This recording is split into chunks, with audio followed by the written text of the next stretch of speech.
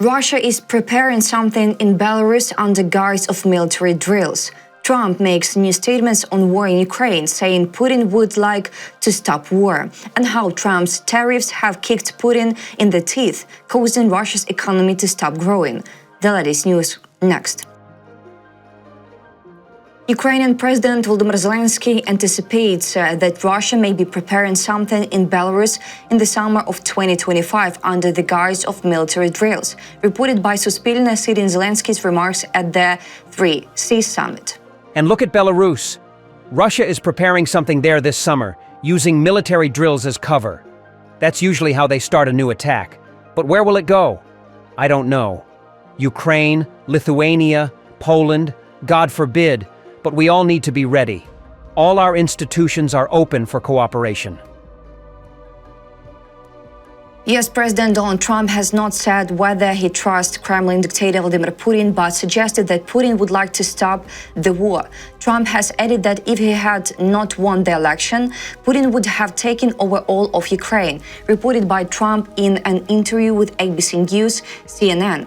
About details, ABC News reiterated a post by Trump in which he had criticized Putin for strikes on peaceful Ukrainian cities and suggested that Putin does not want to end the war, but was simply tapping him along. In an interview with journalist Terry Moran, Trump stated, "I would say that Putin would like to stop the war." Trump avoided answering the question of whether he trusts Putin. I don't trust you. I don't trust a lot of people, but I do think I think that let's say he respects me, and I believe because of me, he's not going to take over the whole of Ukraine. If it weren't for me, I think he would want to take over the whole country. Personally, I think if I didn't win the election, he would have gotten all of Ukraine. And because of me, I do believe that he is willing to stop the fighting. It is deeply troubling to hear Donald Trump suggest that Vladimir Putin respects him and is somehow willing to stop the war because of that. This is the same Putin who orders strikes on peaceful Ukrainian cities, kills civilians, and wages a brutal, unprovoked invasion. To imply that this dictator is merely tapping along or that the war hinges on Trump's ego is not only detached from reality, it's offensive to every Ukrainian who has lost family, homes, and peace. Trust is not the issue here, accountability is, and history will not look kindly on those who try to normalize or excuse a war criminal's actions with vague, self-serving remarks.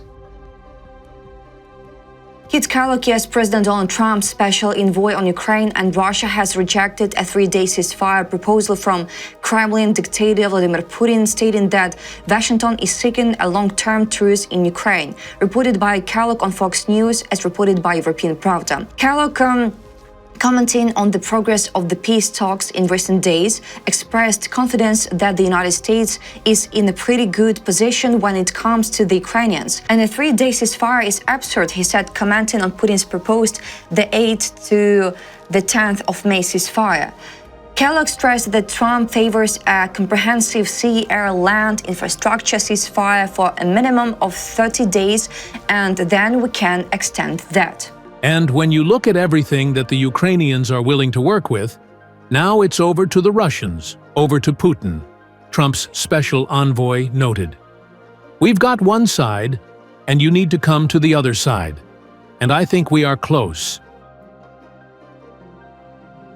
North Korea is aiding the war that Russia is waging against Ukraine. Pyongyang is responsible for the bloodshed, the spokesperson of the US State Department, Tammy Bruce, stated. North Korea is not being helpful. They're not being helpful. There are other nations that also are facilitating this carnage, and their actions make it possible to continue. Third countries like North Korea have perpetuated the Russia-Ukraine war, and they bear responsibility for it. The State Department spokesperson emphasized that the US is concerned by North Korea's direct involvement in the war. She also called on the DPRK to stop aiding the Russian Federation in the war, reminding that this violates UN Security Council resolutions. North Korea's military deployment to Russia and any support provided by the Russian Federation to the DPRK in return must end, Bruce stated. Russia's annual economic growth has fallen from around 5% to zero since late last year, weighed down by inflation, military spending, and lower oil prices amid tariffs introduced by US President Donald Trump, reported by The Economist. Russia's central bank reported in early April that several sectors have recently experienced a decline in production due to a sharp drop in demand. Following Moscow's full-scale invasion of Ukraine in 2022, economists had predicted that Russia's GDP could shrink by as much as 15% annually. In reality, GDP fell by only 1.4% in 2022 and returned to growth in 2023 to 2024. What has triggered the sudden slowdown? Economists point to three main reasons. The first factor is what the Russians call the structural transformation of the economy. Once oriented towards the West and allowing albeit restricted private business, Russia has since 2022 shifted towards a wartime economy focused on the East. This shift required colossal investment not only in the production of weapons and ammunition, but also in establishing new trade routes with China and India.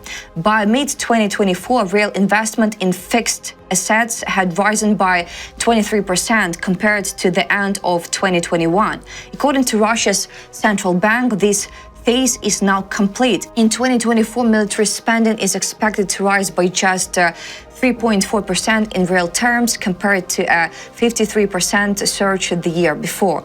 This decline in spending on structural transformation is one of the reasons for slower economic growth. The second factor is monetary policy. Inflation in Russia has remained well above the central bank's annual target of 4% per month, reaching over 10% in February and March. The main drivers are soaring military expenditure and a labor shortage caused by mobilization. Last year, nominal wages rose by 18%, prompting companies in hike prices. In response, the central bank maintained its key interest rate at 21%, the highest level since the early 2000s.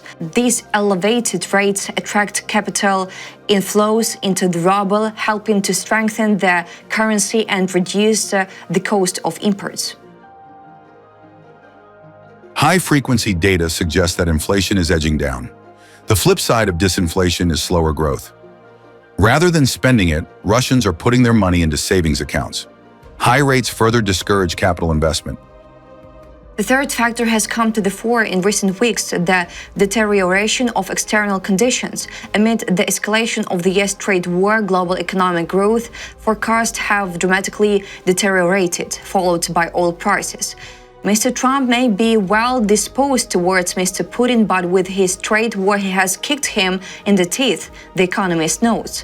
Falling oil prices are creating serious challenges for Russia. The impact is already visible in the state coffers. In March, oil and gas tax revenues dropped by 70% compared to the same month last year.